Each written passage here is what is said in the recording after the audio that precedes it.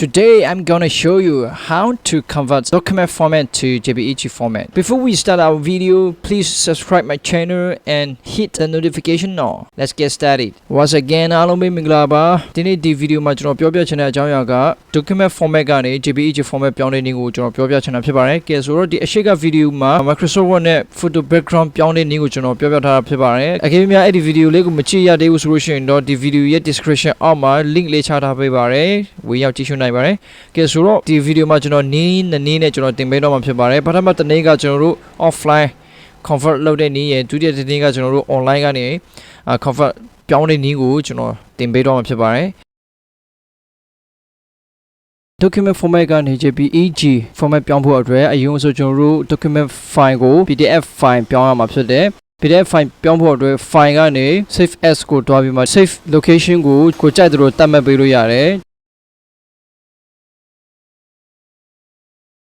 save as type မှာကျတော့ PDF ဆိုပြီးမှရွေးပေးပါပြီးပြီဆိုလို့ရှိရင်တော့ save ကိုနှိပ်ပေးလိုက်ပါ okay ဆိုတော့ကျွန်တော်တို့ PDF file ရသွားပြီဖြစ်ပါတယ်JPEG ပြောင်းဖို့အတွက် ice cream PDF converter ကိုဖွင့်ပါမယ်။ကဲဒီ software ကိုလိုချင်တယ်ဆိုလို့ရှိရင်ကျွန်တော် video description အောက်မှာ download လေးချထားပေးပါရယ်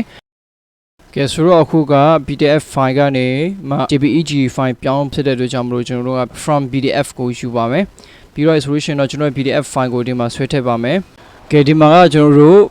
PDF file ကနေ JPEG format เนาะ double format ပြောင်းမှာဖြစ်တဲ့အတွက်ကြောင့်မလို့ကျွန်တော်တို့ဒီမှာ JPEG format JPG เนาะ JPG format ကိုရွေးပေးရမှာဖြစ်ပါတယ်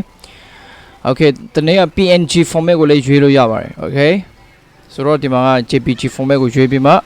convert ကိုနှိပ်လိုက်ပါမယ်။ကဲကျွန်တော်တို့ convert လုပ်လိုက်တဲ့ဟာကိုတို့က folder အနေနဲ့စောင့်ပေးမှာဖြစ်ပါတယ်။ကဲဆိုတော့ဒါလေးကကျွန်တော်တို့ပြောင်းပြီးရရှိလာတဲ့ JPG format လေးဖြစ်ပါတယ် double format ပေါ့နော် Okay ဆိုတော့ကျွန်တော်နောက်တစ်နေ့နဲ့ method 2နဲ့ကျွန်တော်ပြောပြမှာဖြစ်ပါတယ် browser တစ်ခုဖွင့်ပါမယ်ပြီးတော့ဆိုရင် PDF to JPG ဆိုပြီးမှရိုက်ရှာမယ်အဲ့မှာပေါ်လာတဲ့ဟာပေါ့နော် PDF to JPG convert ကိုနှိပ်ပါမယ်နှိပ်လိုက်လို့ရှိရင်တော့ဒီလိုလေးပေါ်လာမယ်ဒီမှာ choose file ပေါ့နော် choose file ဆိုတာကိုတစ်ချက်နှိပ်မယ်ပြီးတော့ solution တော့ကျွန်တော်တို့ PDF file ကိုအထဲမှာထည့်လိုက်မယ်ဆိုတော့ကျွန်တော်တို့ file ကို uploading လုပ်နေမယ်ပြီးရင်ဒီမှာကကျွန်တော်တို့က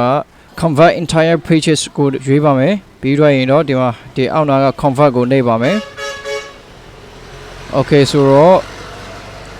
ပြောင်းပြီးတော့ solution တော့ကျွန်တော်တို့ download ဆွဲလို့ရပါတယ် download လေးကိုနှိပ်ပေးလိုက်ပါတယ်ကဲပြီးတော့ solution တော့ download ပြီးတော့ဆိုရင်တော့ဒီနားလေးမှာဝင် show in folder ဆိုတာကိုနှိပ်ပါမယ်ဆိုတော့ download folder တွေကိုရောက်သွားမှာဖြစ်ပါတယ်